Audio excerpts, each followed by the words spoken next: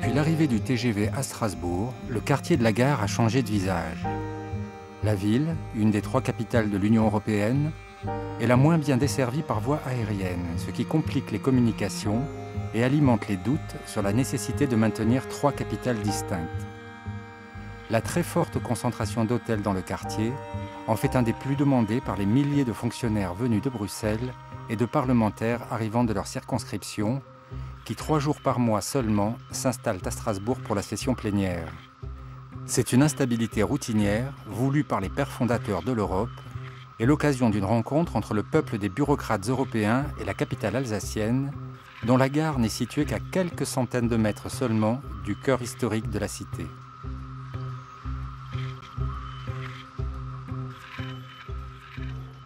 Jusqu'à 2007, notre emplacement apparaissait comme un point faible. Parce que tout le monde voulait loger dans l'hypercentre, etc. Et dès qu'on était un peu à l'extérieur, quartier de gare, etc., l'emplacement n'était pas bon. Le 10 juin 2007, le TGV arrive. Depuis ce jour-là, notre emplacement est devenu un atout.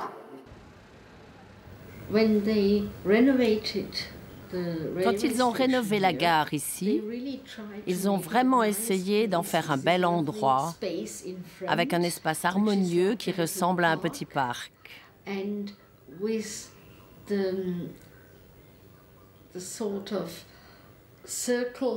Avec ce demi-cercle tout autour de la gare, avec les vieux hôtels, avec des cafés, des restaurants, quelques boutiques. C'est une très belle atmosphère, une atmosphère ouverte. Ce n'est pas comme dans certains quartiers de gare où vous n'aimeriez pas vous promener la nuit. Je n'ai jamais vu un quartier de gare aussi beau et accueillant que celui de Strasbourg. Je ne l'aurais jamais pensé. Je l'imaginais un peu vieillot, peu hospitalier, un peu morne. Comme d'habitude autour des gares. Et j'ai été très surpris.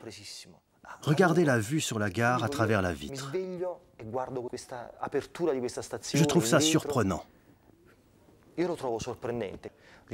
Réussir à rendre un quartier de gare aussi accueillant, c'est plutôt inhabituel.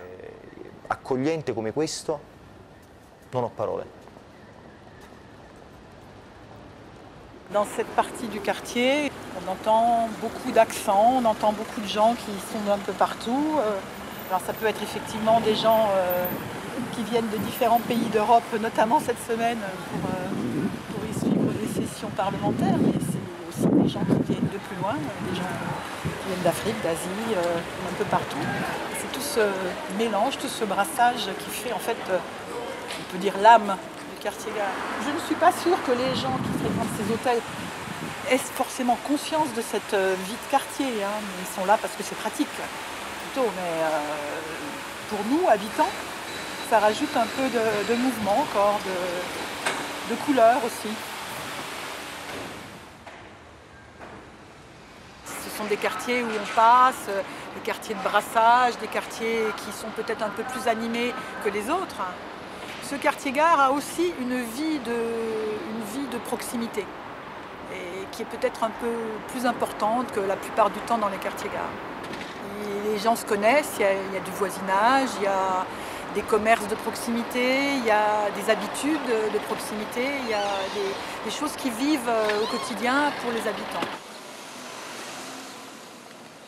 Chaque mois, les fonctionnaires qui vivent en majorité à Bruxelles ou à Luxembourg affluent en même temps, par avion, en voiture et le plus souvent par le train. Trouver une chambre d'hôtel près de la gare est une chance pour beaucoup d'entre eux. Bonjour. Bonjour. Train ou voiture? Train. Train. Bon, bah tout le monde va arriver alors. Oui. Allez, 3 nuits, hein? Comme d'habitude. Comme d'hab. Salut. Hein. Yes.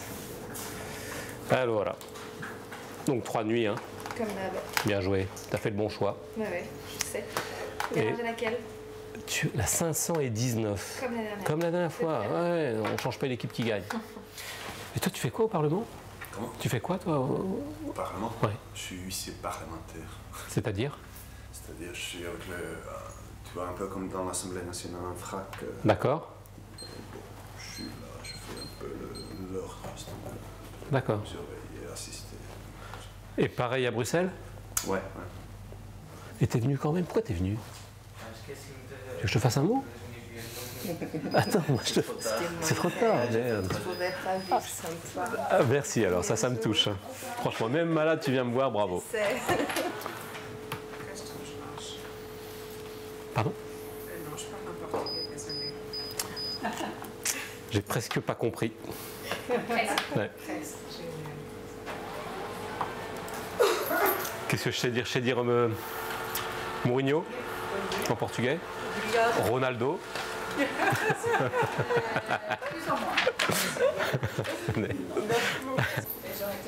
C'est vrai? Voilà. Ouais, pas mal, hein. Ça fait rêver. Mais il parle de mettre le Parlement à Porto, là.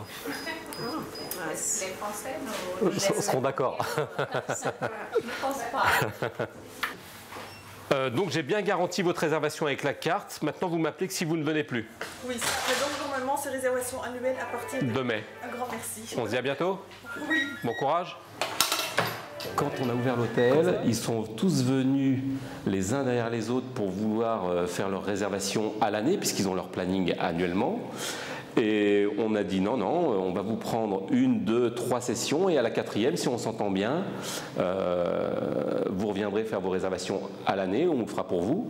Comme ça, on n'aura pas besoin de se regarder de travers ou de ne pas se supporter, puisque moi, je conçois dans ce métier qu'il y a un rapport amical avec les gens, sauf naturellement les touristes qui sont là que de passage, mais les habitués, je veux que ça devienne des amis, sinon il n'y a pas d'intérêt dans ce travail, quoi. On a parfois du mal à trouver un hôtel pour la prochaine session parce que les hôtels sont très vite réservés à l'avance. Donc, dans ce contexte-là, effectivement, on part des hôtels à Strasbourg parce que ça devient de plus en plus difficile de trouver une chambre. 3 semaines par mois, ou un petit peu plus de 3 semaines par mois, on a une ville de province, une capitale provinciale qui vit avec un petit peu moins de 500 000 habitants, en tout cas une ville de province, donc qui ne peut pas remplir ses hôtels, ses restaurants, ses taxis, etc. Par contre, pendant 3 jours et demi, il y a plusieurs milliers de parlementaires qui sont là, et à ce moment-là, on devient une véritable capitale en ayant des besoins extraordinaires et importants en volume au niveau des hôtels, au niveau des taxis et au niveau des restaurants. Dans une volonté de décentralisation, les pères fondateurs de la communauté européenne avaient souhaité que le nouvel ensemble ait 3 capitales. Strasbourg, ville disputée pendant plusieurs siècles par l'Allemagne et la France, était le symbole même de la réconciliation. Dès 1949, y fut installé le Conseil de l'Europe, un organisme garant des droits de l'homme, regroupant un ensemble de pays beaucoup plus vaste que l'Union actuelle.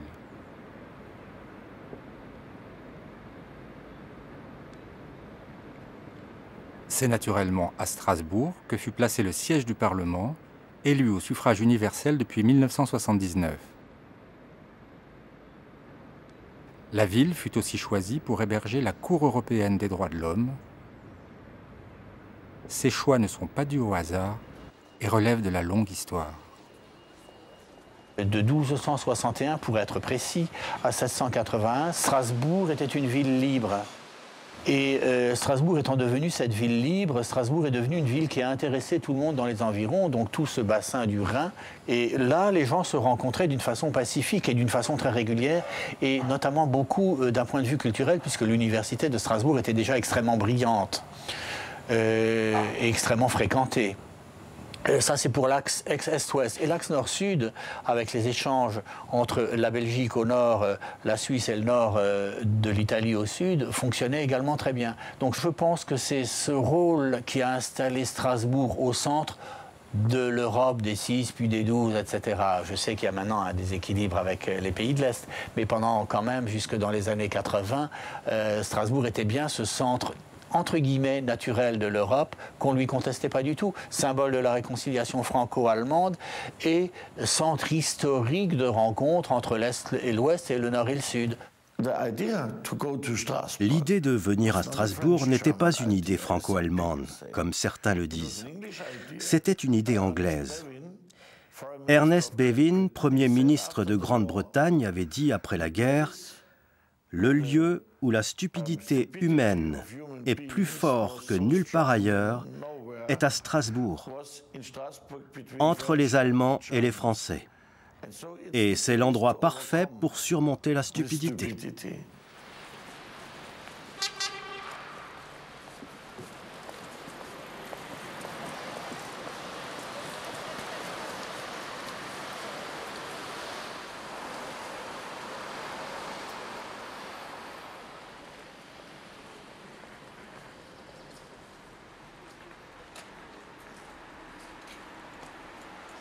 Au deuxième étage. Vous connaissez? C'est fois. Non, solitement, c'est la 24 ou 26. Non, c'est la 26. Ah, voilà. Mais cette fois, elle est occupée par une dame qui vient depuis très très longtemps. Mais la prochaine fois, si on peut... mais c'est le même style. Hein, okay. C'est vers l'avant aussi, il n'y a pas de problème.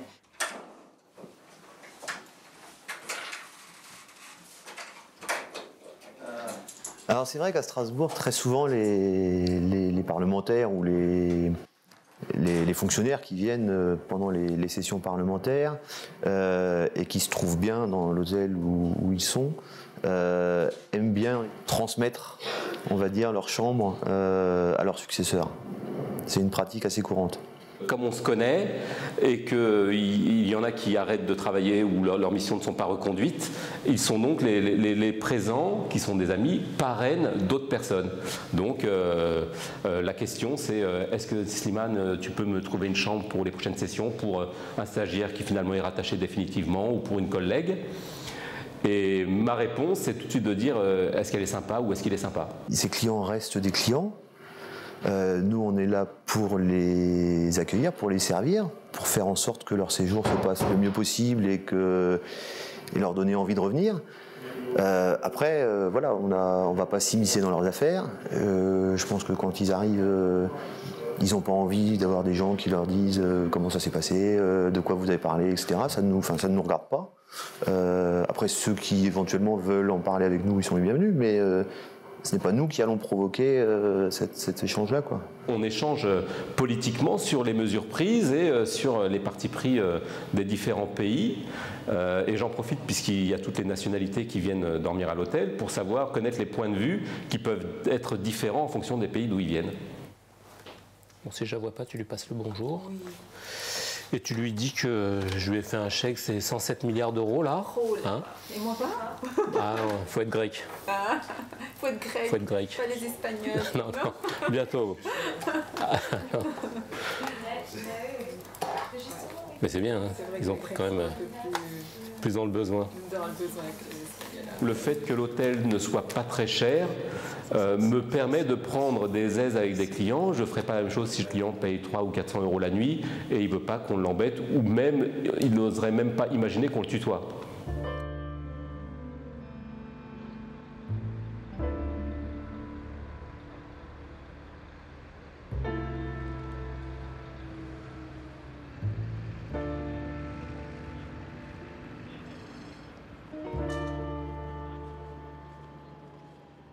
Le bâtiment du Parlement de Strasbourg a été érigé en 1999. Mais depuis le début des années 1990, les fonctionnaires vivent à Bruxelles et y préparent les sessions plénières 3 semaines par mois. Le déplacement mensuel a commencé à être remis en cause principalement par les anglo-saxons et les nordiques, et la durée des sessions strasbourgeoises a été sérieusement rognée. Cela a beaucoup diminué les occasions de rencontres entre les fonctionnaires et députés et la population locale. Les plus anciens gardent des années 80 et 90 le souvenir d'un âge d'or.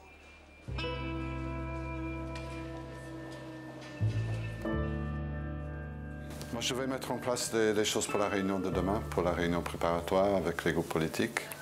Et à 1h, on a le médiateur, hein, et Madame Mazzoni. Ouais. Donc tous nos midis de Strasbourg sont prises par cela. En tout cas, très bien. À plus.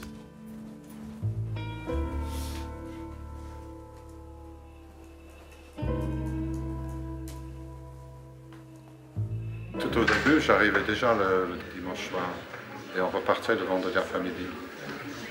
Aujourd'hui, les sessions durent plus tard dans la nuit, mais on arrive lundi midi, on repart jeudi à 2 heures.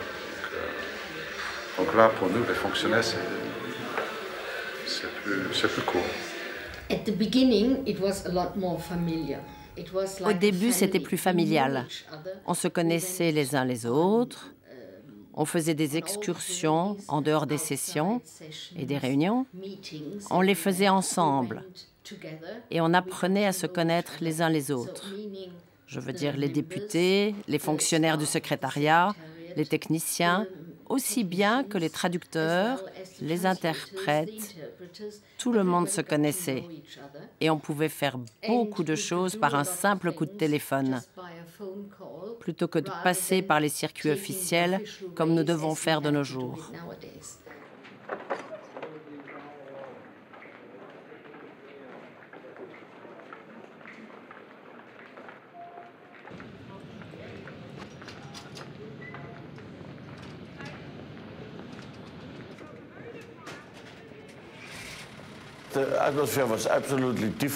L'atmosphère était complètement différente parce qu'en 1979, il y avait 270 députés. À présent, on est autour de 750. Nous étions 9 nations à cette époque. À présent, nous sommes 27 et l'an prochain 28. Nous n'avions pas de compétences particulières, rien n'était organisé. Aujourd'hui, nous avons de fortes compétences et tout est très organisé. Nous avions quelques centaines de fonctionnaires, aujourd'hui ils sont plusieurs milliers. C'est extrêmement différent. Et en ce temps-là, le Parlement européen était seulement situé à Strasbourg pour la session plénière.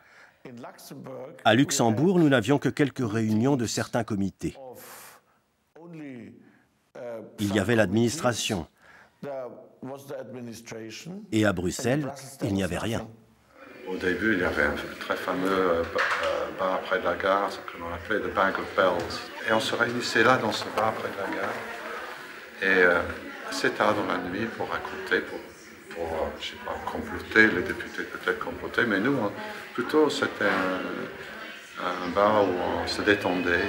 On voyait les députés, les gens se voyaient très facilement. Et bon, si on ne savait pas trop quoi faire, on pouvait toujours se retrouver là. À 10h30 du soir, après avoir mangé ailleurs peut-être. Et là, aujourd'hui, je le vois moins, ce genre de choses. Je reçois des parlementaires ici, ils réservent à 21h, ils arrivent à 22h30 parce que la session vient de se terminer. Donc ils travaillent beaucoup, ils arrivent ici, ils sont fatigués. C'était pas du tout comme ça il y a 10 ans. Il y a 10 ans, les horaires étaient mieux respectés, c'était plus, entre guillemets, cool, relax. Peut-être qu'il faudrait remédier à ça aussi. Il faudrait refaire peut-être beaucoup de choses. Mais c'est vrai que la réduction du temps de présence à Strasbourg, et sans diminuer le travail, a fait que le temps pour la convivialité, le plaisir est beaucoup plus court. La plupart des soirs, nous sommes trop fatigués pour sortir.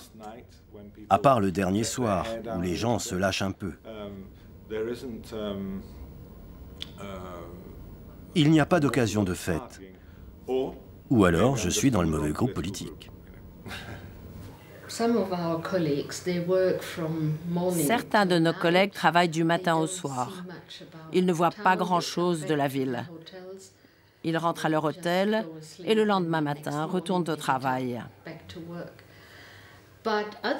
Mais certains autres ont un peu de temps et la plupart du temps, l'on peut voir des collègues aller en ville pendant les 2 heures de la pause de midi que la plupart de nos collègues prennent quand ils sont à Strasbourg. Ils vont faire du shopping, ils vont voir des amis ou prendre leur repas en ville.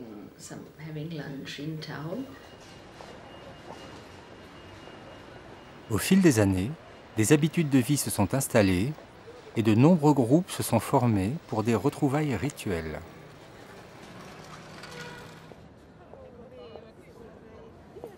Quand on a la session à Strasbourg, je marche toujours, même en hiver.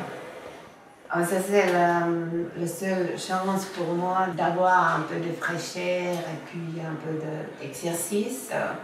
Parce que sinon, enfermée dans ce bâtiment, souvent pendant 12 heures. Et je me sens mieux comme ça. Et j'ai plus d'énergie, je dors mieux. En temps normal, j'organise avec des amis un dîner régulier, qui est appelé Stammtisch en allemand.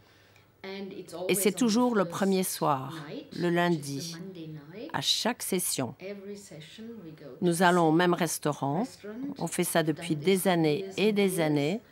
Cela sert à retrouver des amis, des collègues, se faire des relations, être détendus ensemble et se mélanger.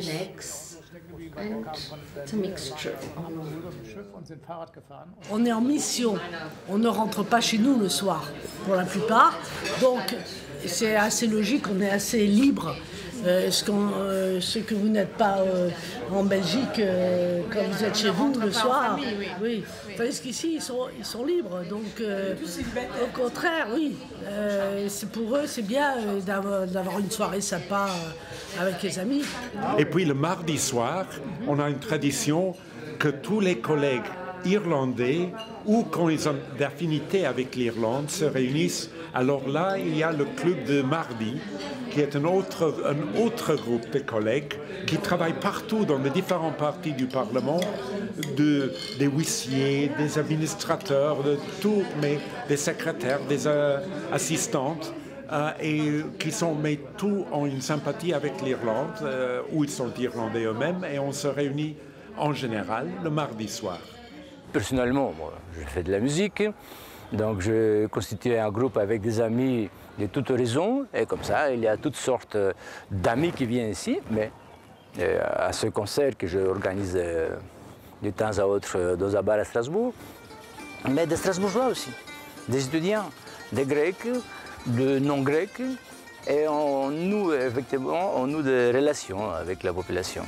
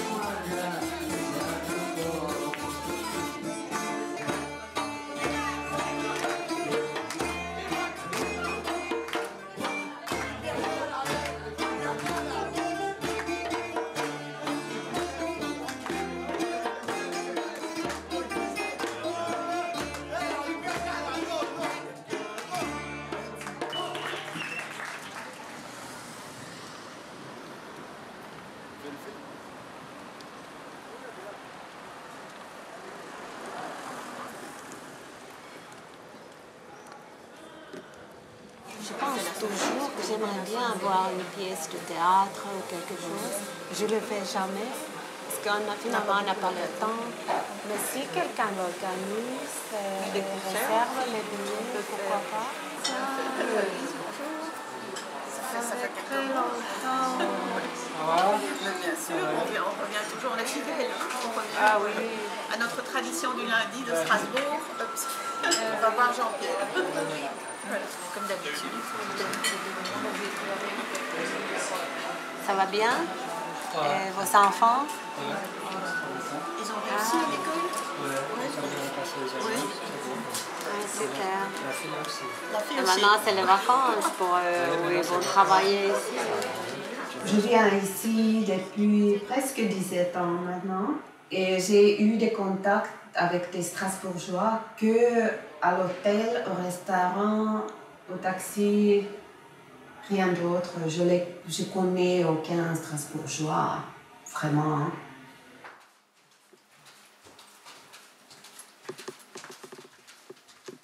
Parfois, on me demande « Vous êtes d'où ?» Je dis « Je viens de Bruxelles ».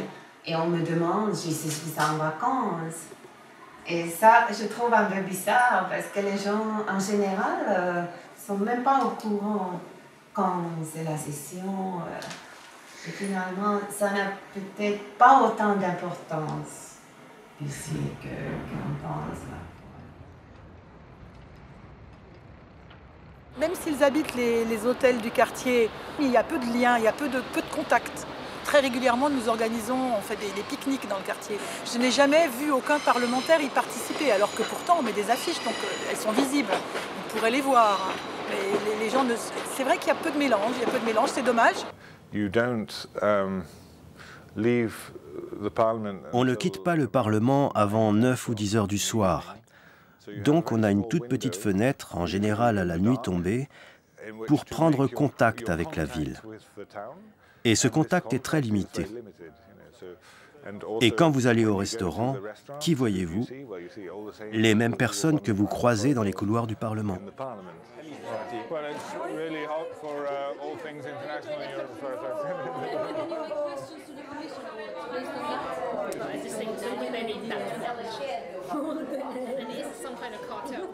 On occupe les restaurants, on occupe les hôtels, du lundi au jeudi, on occupe tout.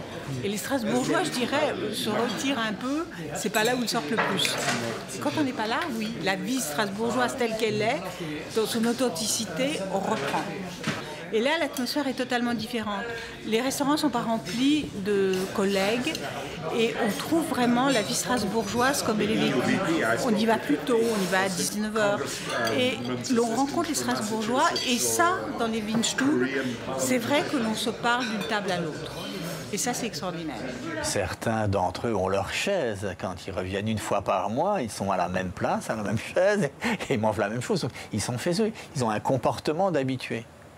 C'est très agréable, mais eux aussi, ils se sentent, s'ils ont un comportement d'habitué, c'est qu'ils se sentent chez eux. Moi, je suis ravi de ça.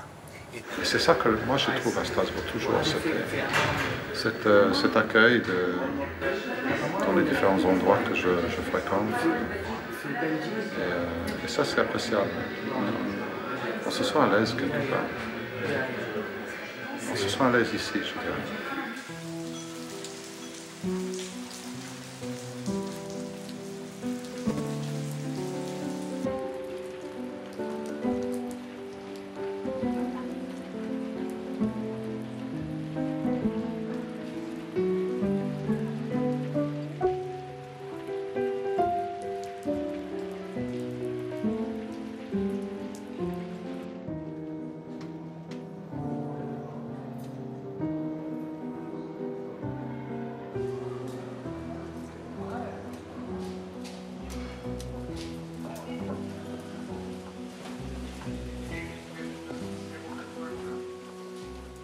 Les gens ont souvent l'impression que ces parlementaires sont loin de nous parce qu'ils ont un certain nombre de privilèges, ils ne payent pas d'impôts. Enfin, c'est ça qui revient dans les conversations des Strasbourgeois au sujet des parlementaires.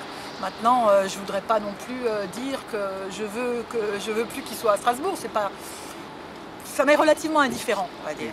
Nous avons tous les privilèges, nous gagnons beaucoup, nous avons le droit même de garer les voitures sur les trottoirs, nous ne payons pas de taxes. Tout ça, c'est faux. Mais l'extérieur nous rappelle sans cesse, dès qu'on dit qu'on travaille au Parlement européen, ils nous disent d'abord, comme je disais, vous êtes des privilégiés, vous avez de la chance, ainsi de suite, et puis vous êtes au cœur des décisions.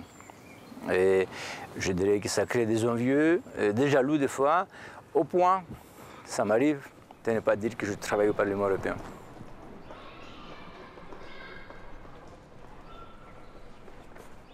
Si on est assez bien payé, on a autant plus de responsabilités. Et il ne faut jamais penser de faire partie d'une élite. Mais ça, c'est un peu français aussi, non? Parce qu'avec l'ENA et tout, le système français de l'administration est très différent. Pour nous, l'administration est là pour servir le public, les citoyens, et ici, les Européens. Les Strasbourgeois ne voient que des jolis véhicules avec des plaques vertes arriver à Strasbourg, donc se doutent qu'il y a une session, mais ne sont pas du tout concernés. On ne les informe pas des bénéfices, de la plus-value qu'apporte ce Parlement, qu'apporte l'ensemble des institutions présentes à Strasbourg.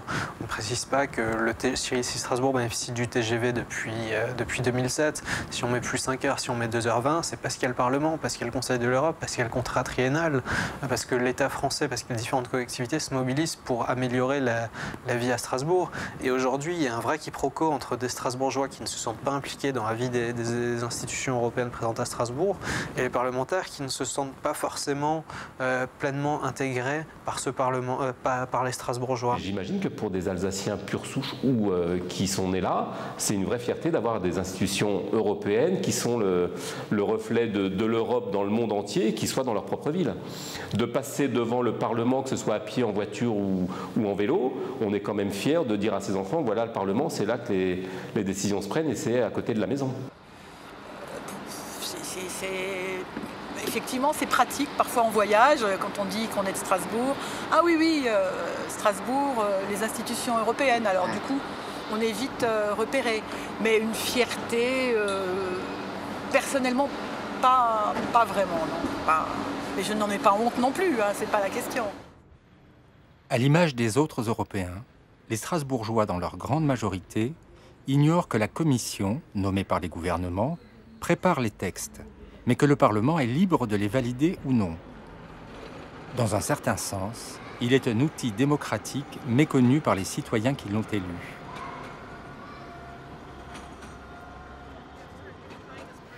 Le Parlement, sa responsabilité couvre les secteurs d'activité qui sont plus importants que le droit.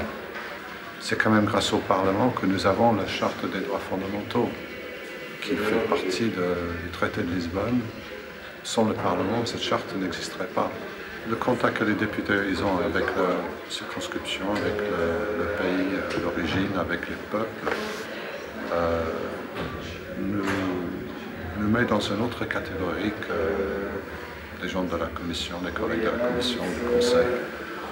Je pense qu'eux, ils ont effectivement, ils regardent plutôt vers le haut, vers les chefs de gouvernement, vers les ministres, vers les commissaires, tandis que nous, on regarde plutôt vers les peuples pour voir si ce qui est possible de faire pour eux dans ce grand développement, dans cette grande aventure qu'est l'Union européenne. Peu de gens s'intéressent à ce qui se passe au Parlement. Pourtant, le 4 juillet 2012, sous la pression citoyenne et grâce notamment au rôle joué par Internet et par le comité des pétitions qui a enregistré plusieurs centaines de milliers de signatures, le projet anti-contrefaçon ACTA, soumis par la Commission, a été rejeté à une écrasante majorité par le Parlement, qui le jugeait dangereux pour les libertés. Spontanément, une petite fête s'était organisée pour célébrer une victoire démocratique, mais fort peu de Strasbourgeois y participaient. Jeremy, right. You're in touch with David, yeah. Oh, yeah. Definitely. No, because he was on my committee for like 5 years before. Yeah, exactly. Yeah. So, he told me so many great things about the petition committee. Well, we got a few more feathers in our hats now since the ACTA. No, wait. I never heard of it before he told me about it. I'm sorry. Well, like nobody else heard of it either, but we're moving. Parmi les organes méconnus du Parlement, il y a ce comité des pétitions, dont l'influence croît de jour en jour, qui prend la température de l'Union européenne et tâche de répondre aux demandes des citoyens. C'est une façon de combler le déficit démocratique dont l'Union européenne est souvent accusée.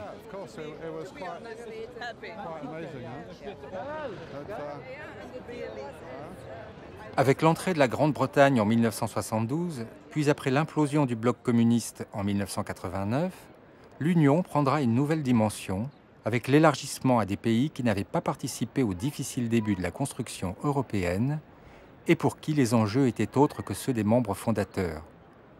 L'évidence que représentait le choix de Strasbourg n'était plus tout à fait la même. L'Europe est passée assez violemment, je dirais de 12 à 26, parce que la période 12-16 s'est allée tellement vite. Or, la période de 6 à 12 a été très lente. Et là, en quelques années, ça s'est accéléré peut-être trop vite pour qu'on puisse, entre guillemets, l'absorber. Je ne suis pas tout à fait d'accord, parce que je ne pense pas que les nouveaux pays ont moins de sentiments européens. C'est en fait le contraire, parce que je pense qu'ils se sont toujours sentis très européens, mais ils ont été sous le pouvoir communiste pendant très longtemps, sans leur liberté. Et maintenant, l'Europe représente même plus que pour les vieux pays. Mais bon, ça n'a rien à faire avec Strasbourg, vraiment. Je pense qu'ici, on mélange facilement deux choses. Les symboles, l'histoire, l'importance de notre sentiment européen et tout ça. On a tous ça. Mais on n'a pas besoin de venir à Strasbourg pour prouver qu'on est européenne, qu'on respecte l'histoire. Je pense c'est peut-être parce que je suis finlandaise et on est très pratique. On n'aime pas trop les grandes cérémonies, les symboles et tout ça. Pour nous, c'est un peu hypocrite ou... Non, mais je veux dire qu'on a juste un peu des habitudes différentes.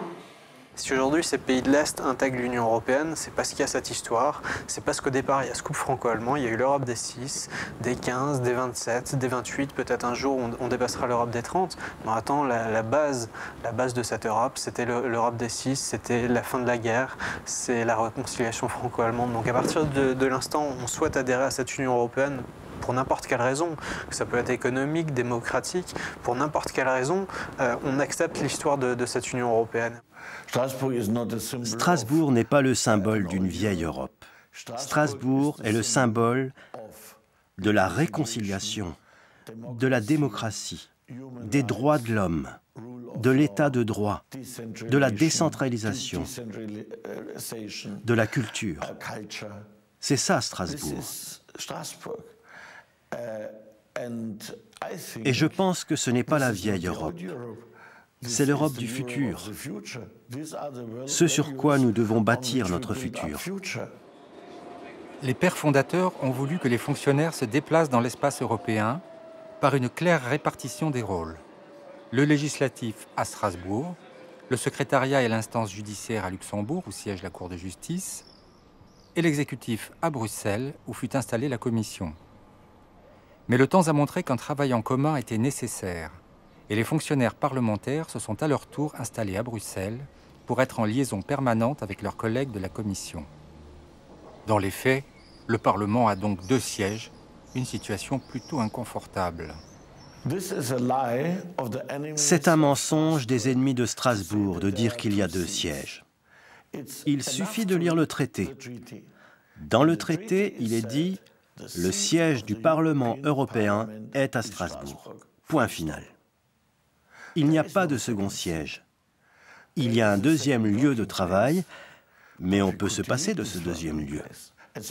Et je suis très en colère contre cette campagne pour un siège unique, parce que ces personnes disent qu'il y a un second siège, que le second siège, Strasbourg, est fixé dans le traité. Ils ne disent pas qu'ils sont en faveur de Bruxelles, ils disent qu'il y a un second siège à Strasbourg. Et ils veulent se passer de Strasbourg et mettre le Parlement à Bruxelles.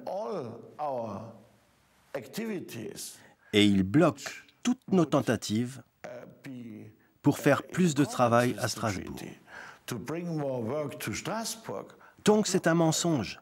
Ils ne sont pas en faveur d'un siège unique, ils sont seulement en faveur de Bruxelles. J'ai beaucoup de respect pour les symboles européens et évidemment que cette région est importante pour l'histoire de l'Europe. Quand on passe aux guerres et tout ça, et bien sûr que la paix est la chose la plus importante pour nous. Mais tout a changé aussi complètement depuis des décisions qu'on a faites au début de la communauté européenne. Encore, c'était beaucoup plus petit, il n'y avait pas autant de gens.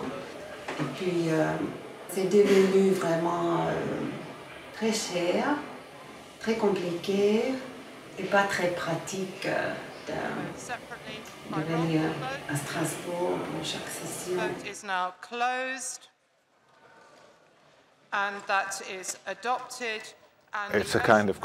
C'est une sorte de compromis qui a été établi.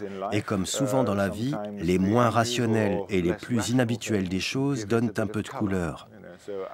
Strasbourg m'éloigne de ma famille, ce qui est stressant, C'est un changement de rythme qui marque le temps et donne un peu de diversité à ma vie. Je peux comprendre que c'est assez coûteux. Et en tant que vert, je suis obligé de dire que tout ce transport, tous ces déplacements de personnes n'est pas très bon pour l'environnement.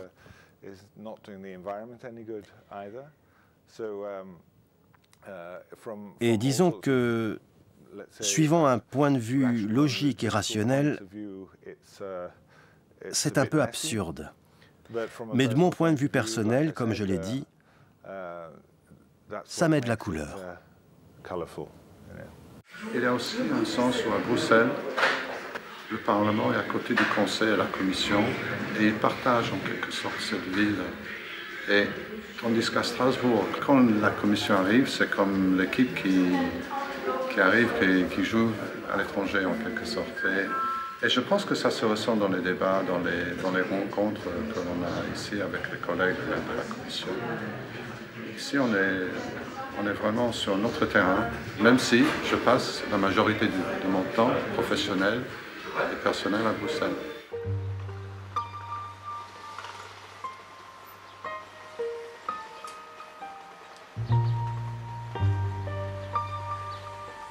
La vraie problématique est la difficulté de venir à Strasbourg. La réduction de 5 à 3 jours du temps de travail donne l'impression aux fonctionnaires qu'ils ne se déplacent que pour changer de bureau.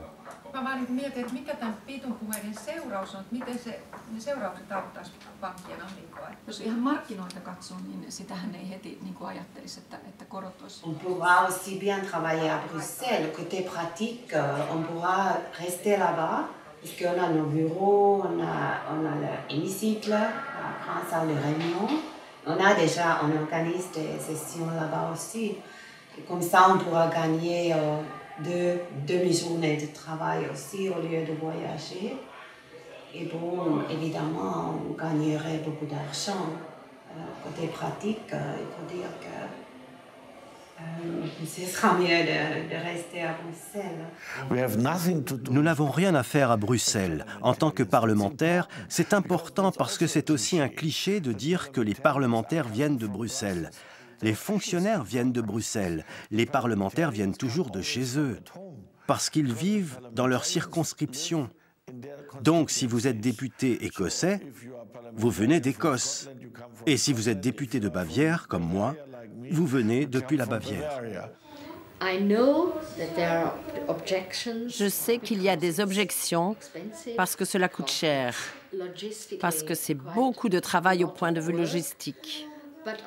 Mais d'un autre côté, c'est un excellent moyen de faire se rencontrer les gens.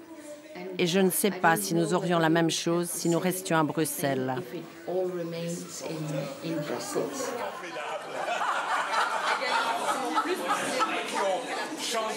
Et sourit même quand ils étaient battus 4-0.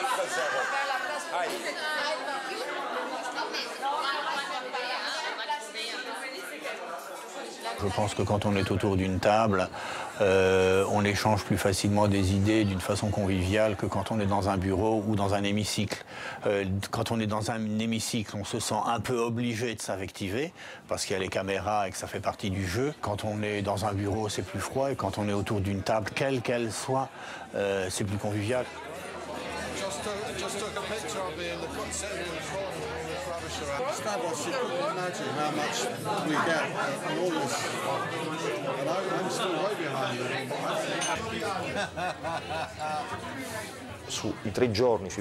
Sur 3 ou 4 jours multipliés par 10 mois, on a la possibilité de connaître un autre aspect des personnes avec qui on travaille.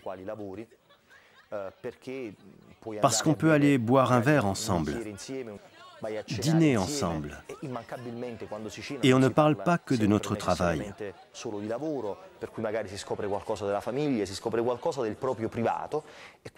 On peut parler de nos familles. Et à table, on a l'impression de découvrir quelque chose de plus de la personne.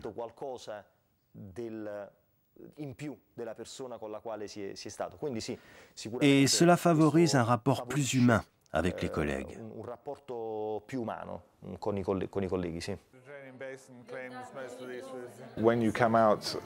Quand vous rentrez tard à Strasbourg, c'est vraiment binaire. Vous ne pouvez pas faire du shopping ni aller voir des amis. Soit vous rentrez directement à votre hôtel, soit vous rejoignez un groupe de collègues et vous sortez ensemble. Mais ce qui est un peu décevant, c'est que ce sont tous des collègues du Parti vert, avec parfois quelques rouges ou des gens de gauche. C'est souvent les mêmes personnes.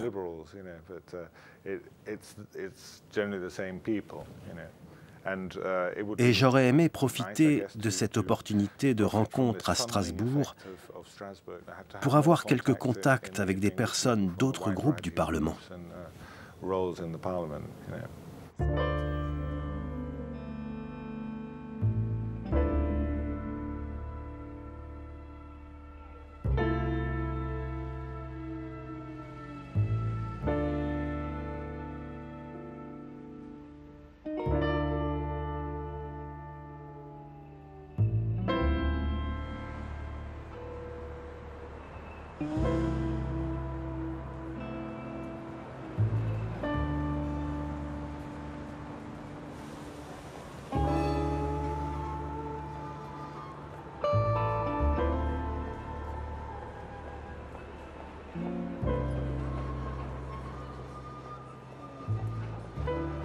Strasbourg est aujourd'hui, et à mon avis doit rester, le symbole de la démocratie européenne. Maintenant, si le Parlement devait partir, mais qu'en contrepartie, des négociations permettent d'obtenir des organismes capables de générer de l'activité hôtelière équivalente, lissée sur l'année, etc., ce ne serait pas forcément un désastre économique. Après, quoi qu'il arrive, je pense que ce serait une défaite de l'Europe, ce serait une défaite de la démocratie. Les textes d'origine prévoient que la capitale européenne ne peut pas être une capitale d'État. Et ceux qui disent le contraire revoient les textes, en fait. Jean Monnet, Robert Schuman ne voulaient pas que la capitale de l'Europe soit une capitale d'État. Quelle sera la construction européenne à Bruxelles? On n'en a aucune idée. Pourquoi Bruxelles? Pourquoi ce choix de Bruxelles? Je vois aucune raison légitime ou historique qui marque la ville de Bruxelles. Aujourd'hui, bien évidemment, par souci de confort, parce qu'il y a le comité des régions, le Conseil économique et social, la Commission européenne et le lieu de travail du Parlement européen, enfin voilà, qui se réunit pour travailler pendant 3 semaines. La logique technique, matérielle voudrait que ce soit à Bruxelles, mais en l'occurrence c'est totalement infondé. On ne sait même pas, personne ne peut avancer pourquoi ce choix de Bruxelles. Il y a 3 capitales européennes, Bruxelles, Luxembourg, Strasbourg. Strasbourg a sa légitimité, Luxembourg aussi et Bruxelles également.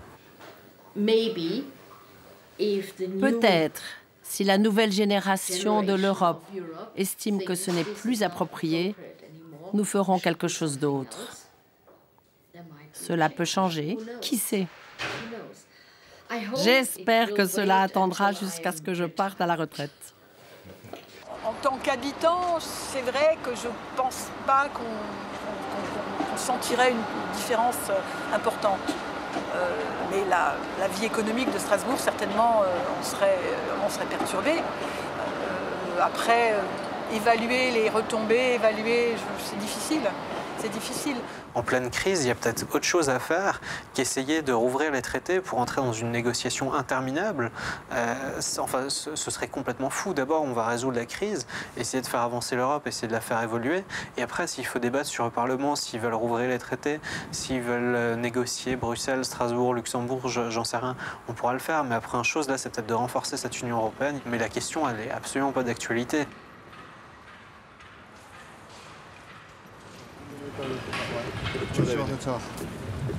This one, Hôtel du Rhin.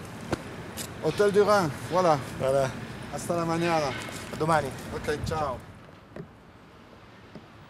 Poser la question de la présence du Parlement européen à Strasbourg revient à s'interroger sur l'Europe de demain. Un grand nombre d'observateurs estiment qu'à terme, la légitimité du Parlement en Alsace sera de plus en plus attaquée et que la raison plaide pour un siège unique à Bruxelles. Mais l'abandon de Strasbourg aurait une portée significative en ce que l'on renoncerait pour des raisons pratiques à l'un des symboles les plus puissants de la volonté européenne de paix. Trouvera-t-on d'autres symboles, moins coûteux et moins incommodes? Quelle crédibilité aurait une Europe qui renierait sa propre histoire? Un ensemble qui changerait de symbole et de mémoire au gré des circonstances?